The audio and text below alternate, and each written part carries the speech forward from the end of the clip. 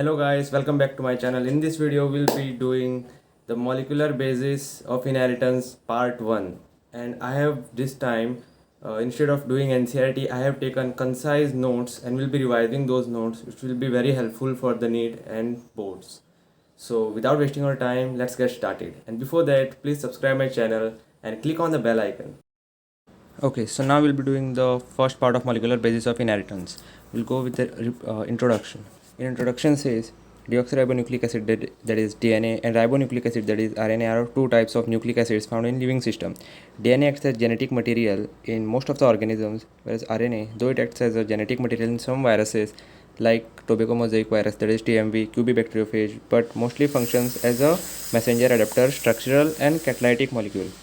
So though it acts as a genetic material in few viruses, only in viruses, not in prokaryotes or eukaryotes. In rest all other organisms it is DNA. In some viruses it is RNA and like TMV, QB bacteriophage, and the RNAs mostly act as a messenger, adapter, structural and catalytic molecule. The next part is the DNA. DNA is a long polymer of deoxyribonucleotides, that is those adenylate acid, guanylate acid, and all those. The length of DNA is usually defined as number of nucleotides, that is a characteristics of an organism. So this length of DNA, that is number of nucleotide, it is a characteristic of an organism. So different organisms have different length of DNA and number of nucleotides. In organism like bacteriophage, 174, there are 5386 nucleotides, whereas in bacteriophage lambda there are 48,502 base pairs. That means nucleotides in each base pair there are 2 nucleotides. So to get the value of nucleotide you have to multiply 2 into the number of base pairs. Similarly in Escherichia coli, that is E. coli, there are 4.6 into 10 raised to 6 base pair. Here there is a typing error. It should be actually 4.6 into 10 raised to 6 base pairs. Here I'll highlight this part. Then we have the haploid content of human DNA. Haploid content, that is the genome, and it has 3.3 into 10 raised to, again here there is a typing error, it should be 3.3 into 10 raised to 9 base pairs. This I will mark with a red. You just see this in your NCERT and correct it. Okay, so the next part is the structure of polynucleotide chain, that is the DNA or RNA. It is also called as a polynucleotide chain. The basic unit of polynucleotide, that is DNA or RNA, is a nucleotide which has 3 components. That is, first is nitrogenous base, adenine, guanine, cytosine, thymine, uracil, etc. Two types. The nitrogenous base is divided into 2 types. One is purines, adenine and guanine, and pyrimides, that is cytosine, thymine and uracil. Then we have the second component is ribose, that is pentose sugar in RNA, and deoxyribose in DNA. Both are pentose sugars. And a phosphate group, that is from H3PO4. The purines are same in DNA and RNA, that is adenine and guanine, whereas pyrimidines, the one pyrimidine which is common to both of them is the cytosine. Cytosine is common to both DNA and RNA, whereas the thymine is present in DNA and absent in RNA. In place of thymine, there is uracil. Uracil is present in RNA, and at place of uracil there is thymine in DNA, also called as 5-methyl uracil. This might come for the need and it's very important. Thymine is also called as the 5-methyl uracil, and the nitrogenous base, that is from pyrimidine, that is common to both DNA and RNA, is the cytosine. A nitrogenous base is linked to the OH of first carbon pentose sugar through a N-glycosidic linkage. The two sugars or the carbohydrates are joined by glycosidic bond, whereas the nitrogenous base is attached to the sugar with a N-glycosidic linkage to form a nucleoside. There is no phosphate till now, so it is called nucleoside. When a phosphate group is linked to OH of fifth carbon of nucleoside through a phosphoester linkage, it is called a nucleotide. A linkage between the phosphate and the OH of the fifth carbon is called, or any other carbon, it is called phosphoester. But in case of polynucleotide, it is the fifth carbon. Two nucleotides are linked through 3,5 phosphodiester linkage. Since there are two phosphoester linkages, it is called phosphodiester linkage to form a dinucleotide. more nucleotides are in such manner form a polynucleotide. A polymer thus formed has at one end free phosphate moiety, that is at fifth end of the sugar, and the other end of the polymer the sugar has a free OH group. At one end there is free phosphate group, whereas at the other end, that is the third carbon, there is a free OH group, and at fifth carbon or the fifth end there is free phosphate group. DNA double helix. We all know that mostly the DNA it is found in the double helical form and not as a single stranded. Sometimes it is found as single stranded, but mostly double stranded. DNA, the acidic substance, was present in nucleus, was first identified by Friedrich Mischer. DNA was first discovered by Friedrich Mischer in 1969 and he named it as nuclein. Based on the X-ray diffraction data produced by Maurice Wilkins and Rosalind Franklin, James Watson and Francis Crick proposed a very simple but famous double helix model of DNA in 1953. So, who proposed the double helical structure of DNA or model of DNA? James Watson and Francis Crick, based on X-ray crystallography or X-ray diffraction data produced by Maurice Wilkins and Rosalind Franklin.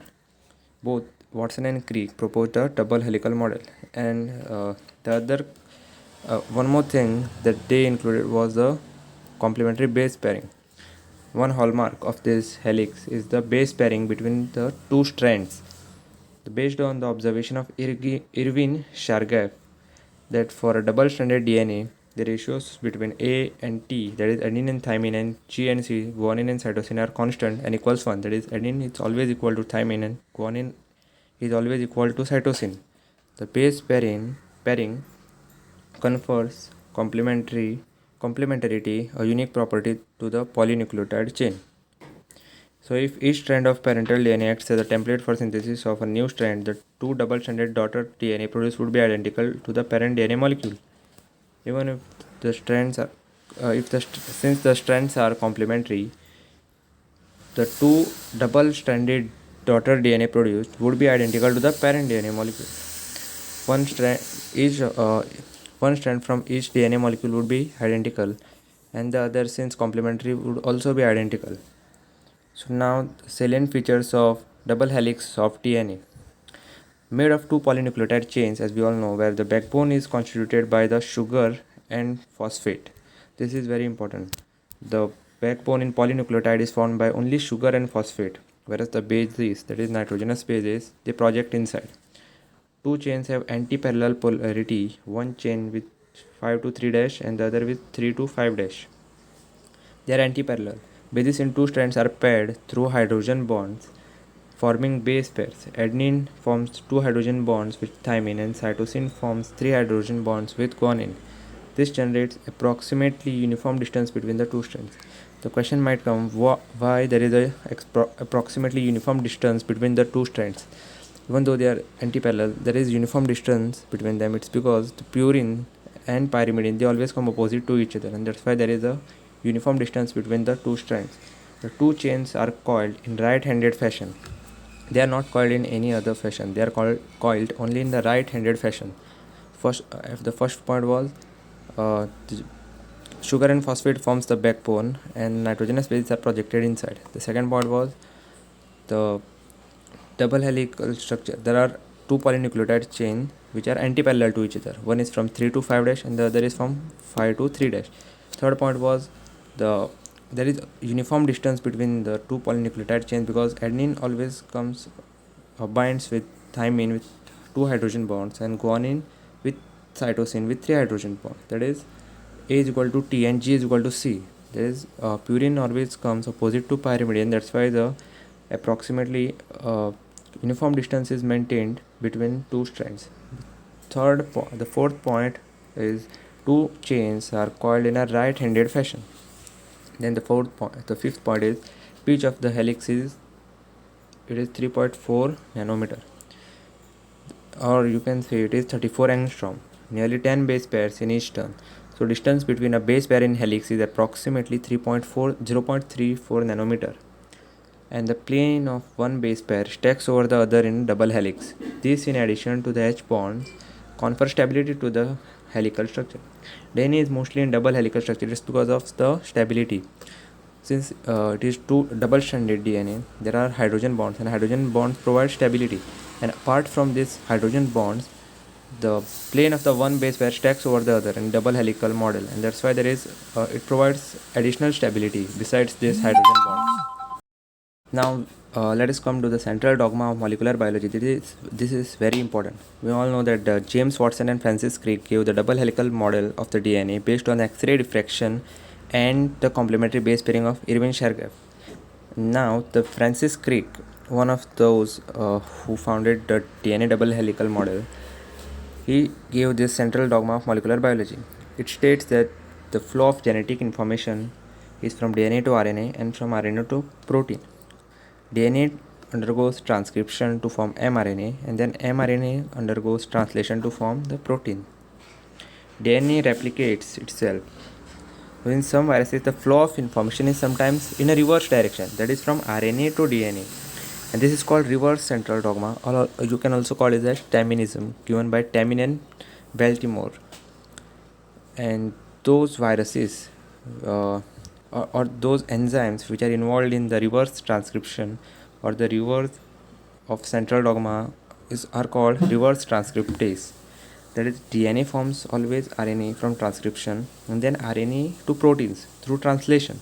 But in few viruses, DNA is formed from the RNA, that is reverse transcription. Now let us come to the packing of DNA helix. The DNA double helix is a typical mammalian cell is 6.6 into 10 raised to 9 base pairs. Here again there is a printing mistake.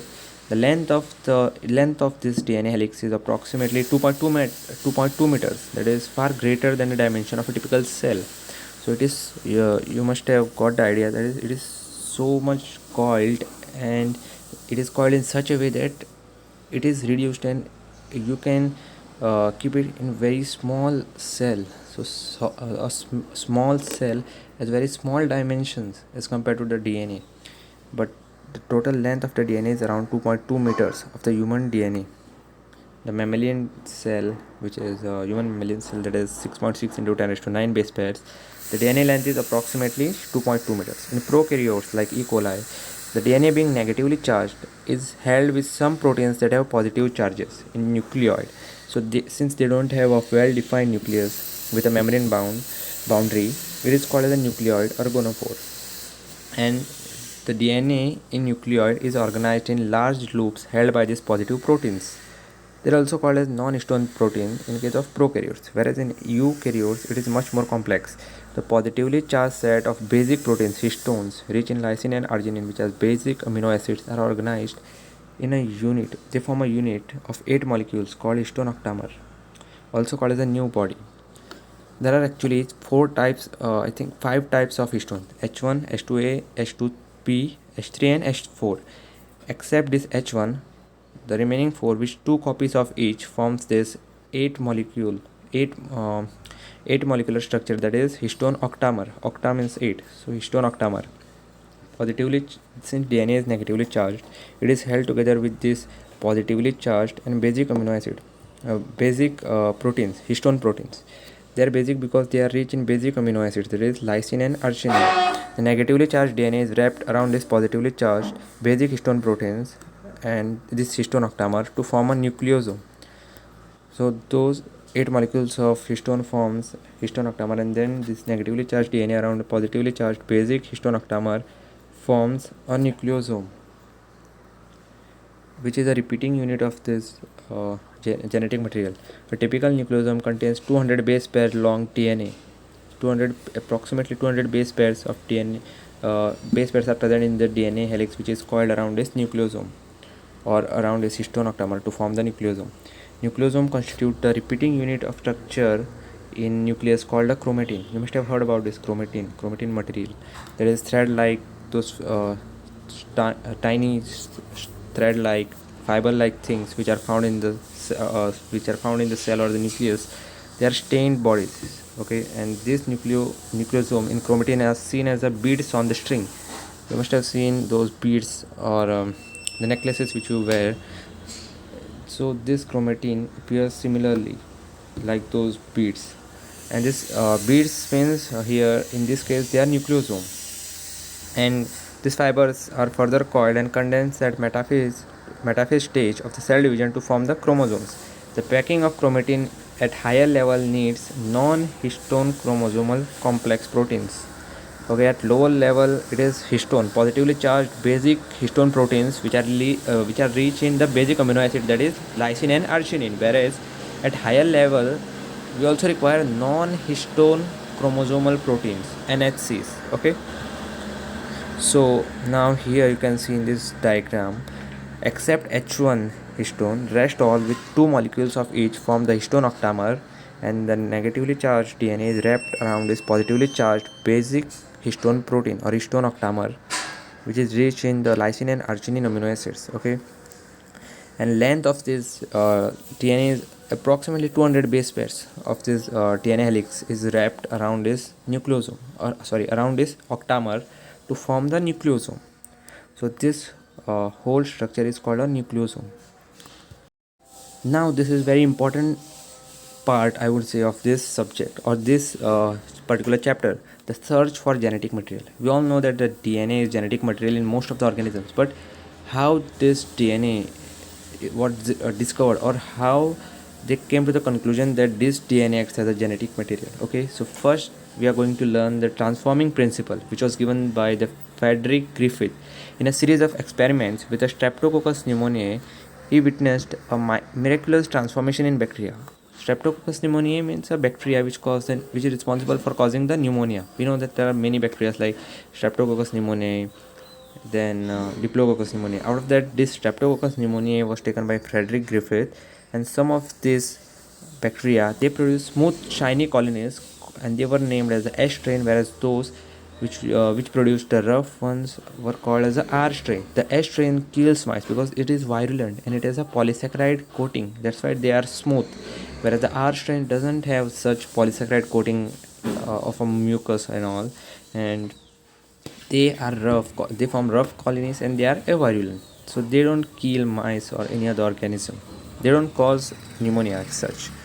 The S strain kills mice virulent, while the R strain they do not develop pneumonia. But the heat kill S strain are also non-virulent. When you heat kill them, obviously they won't cause harm. So when heat killed S strain and live R bacteria were injected to mice, the mice died. And how was this? It's because S strain living bacteria, they were found in this dead mice. Even though we had injected a heat killed S strain, we got a living S strain bacteria. It was because this dead S strain bacteria which was there, it produced some factors or genetic material, and this somehow transformed the R strain. It got incorporated into it, and it somehow transformed this R strain to produce polysaccharide coating over it and form the S strain. It must be due to transfer of genetic material, that is the transforming principle. But the biochemical nature was not defined. They knew that there was something which was being transferred from this dead heat kill S strain to a R strain and transform it into the S strain. But they didn't know uh, the biochemical nature or the biochemical characterization was not given by this Frederick Griffith. He didn't know that DNA acts as genetic material. He knew that something was being transferred and he called it as genetic material in general. So biochemical nature of transforming principle was later given by Oswald Avery, Colin MacLeod, and Maclean McCarthy. So O, you can say shorten it and say O Avery, C MacLeod, M McCarthy. They discovered that DNA of S bacteria caused R bacteria to become transformed, and as proteases and RNases did not affect the transformation, what they did to find the biochemical nature of this genetic material. Then Griffith already knew that there was a genetic material, but biochemical nature was not given. So that's why these scientists, they one by one added different enzymes. Like they first added proteases to see the effect on transformation, but still there was a transformation because even after digesting the proteins. So they came to the conclusion that proteins are not a genetic material. Then they repeated this with RNases, RNA digesting enzymes, and again they didn't get the required result. But DNases did inhibit the transformation. this when DNase, that is DNA digesting enzyme, was added, it it caused it inhibited the transformation, and they concluded that this DNA is a hereditary material, that is the genetic material which was transferred from S strain to the R strain. But not all the biologists were convinced. Later, the genetic material is DNA was also given by the unequivocal proof that DNA acts as a genetic material came from the experiments of Alfred Hershey and Martha Chase on bacteriophage, that is the virus infecting the bacteria, using the 35 radioactive phosphorus and 30 that is using 35 radioactive sulfur and 32 radioactive phosphorus in separate medium with the E. coli. Okay, the properties of genetic material. DNA versus RNA. A molecule that can act as a genetic material must fulfill the following criteria. So there are different criteria for this molecule to act as a genetic material, and that molecule must fulfill those criteria. One is, it should be able to replicate. It should be able to generate its own replica. That is, it should be capable of self-replication. Then the second point is, it should be stable chemically and structurally. It should be chemically as well as structurally stable. And third point is, it should provide scope for slow mutations or the slow changes or variations called mutation. And it should be able to express in the form of Mendelian characters. These 4 points must be fulfilled for that molecule to act as a genetic material. One is, it should be capable of self-replication. Second is, it should be chemically and structurally stable. Third is, it should provide scope for slow changes or slow mutations for the evolution. And fourth point is, it should be able to express itself in the form of Mendelian character. And both DNA and RNA can direct their duplications. So both DNA and RNA, they fulfill these requirements. The DNA has two complementary strands, and if separated by heating, they can come again together when appropriate conditions are provided, because there is always a complementarity present between the two opposite strands of DNA. Even though they look different, they have complementarity, and that's why the two daughter DNA strands produced from the same parent, the parent DNA, they would be identical. It's because of this complementary base pairing. And the second OH group, that is the OH group attached to the second carbon present at every nucleotide in the RNA, is a reactive molecule and makes RNA highly reactive and degradable. This is the reason that DNA is more stable compared to RNA, because DNA doesn't have OH group attached at the second carbon position, whereas RNA, it does have this second carbon, the OH group attached, and which makes it very reactive and unstable. And besides this, the additional points or additional factors which are responsible for conferring additional stability to DNA are, one is, it has thymine in place of uracil. It has thymine, also called as the 5-methyl uracil, which provides additional stability. And apart from this, it also has hydrogen bonding, since it is in the double-stranded helical model. It has hydrogen bonds present, and that's why it makes it more stable. Then the plane of the base pair stacks over one another, which also provides additional stability. Okay. And RNA are able to mutate. Being unstable, RNA mutates at a faster rate, and RNA can directly code for synthesis of proteins and can easily express the character, whereas the DNA, however, is dependent on RNA for synthesis of proteins. That is, DNA first has to be converted into RNA through transcription, and then RNA to proteins through translation. DNA being more stable and chemically and structurally more stable and chemically less reactive, it is preferred for storage of genetic material, that is the genetic information, and for transmission of genetic information, RNA is better. Okay, so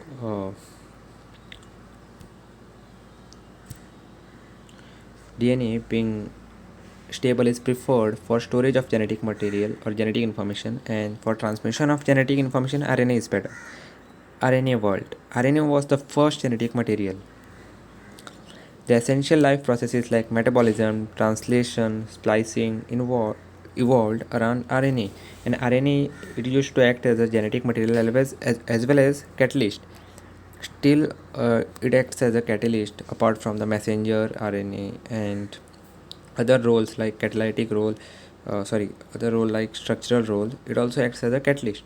But earlier, it used to act as a genetic material. But now, in only few viruses, it is present as a genetic material. So it is very reactive and unstable, and therefore DNA was evolved from this RNA with chemical modification that makes it more stable, and that's why it is better for storing the genetic information.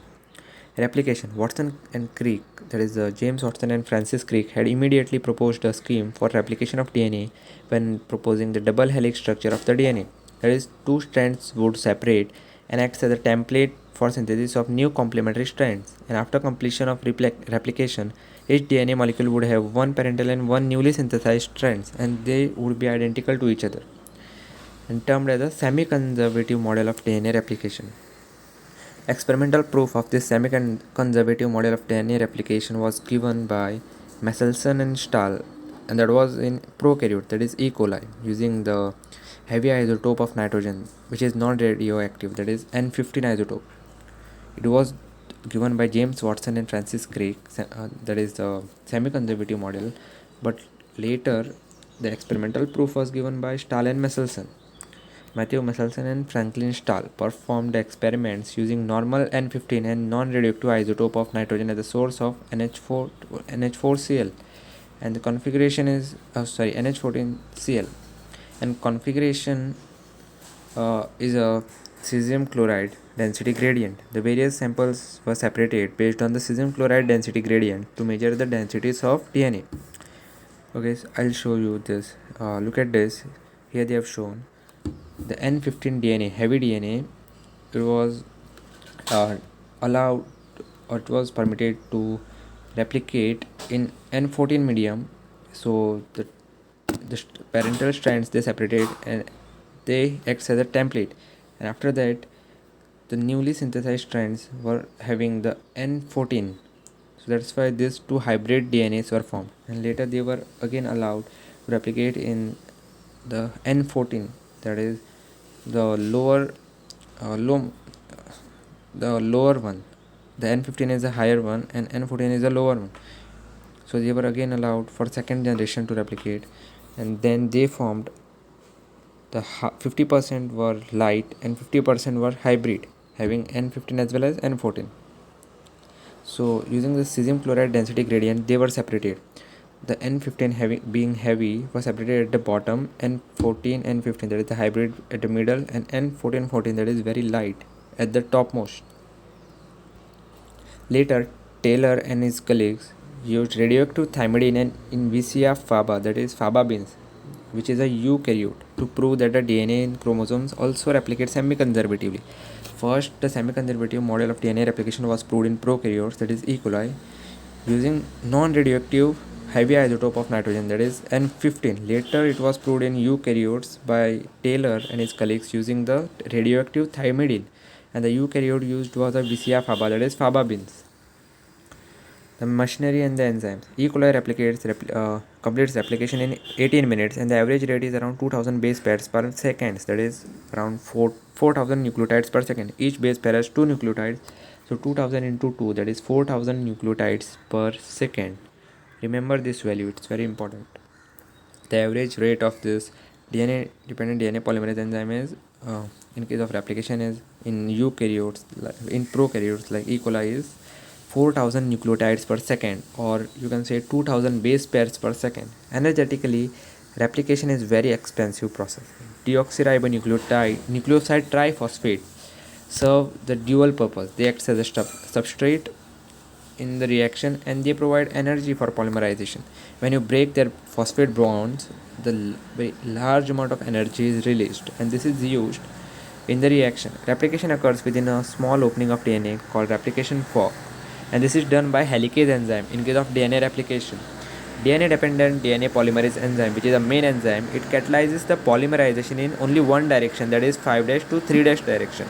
So one strand of the template with polarity 3 to 5, the replication is continuous, while the other strand with 5 to 3, the replication is discontinuous in the form of fragments called Okazaki fragments, and later these fragments are joined by DNA ligase enzyme. There is a definite region in E. coli DNA where where the replication originates, that is termed as ORI site or origin of replication. We have already seen in our previous videos in biotechnology. During recombinant DNA procedures requires a vector which provides origin of replication, the ORI site for replication. In eukaryotes, the replication of DNA takes place at a S phase of the cell cycle. Similarly, during S phase, site the centrosomes also replicate. The centrioles also replicates in case of animal cells in cytoplasm. When the DNA is going replication in in the S stage in the nucleus. At the same time, centrioles also duplicate in animal cell in the cytoplasm.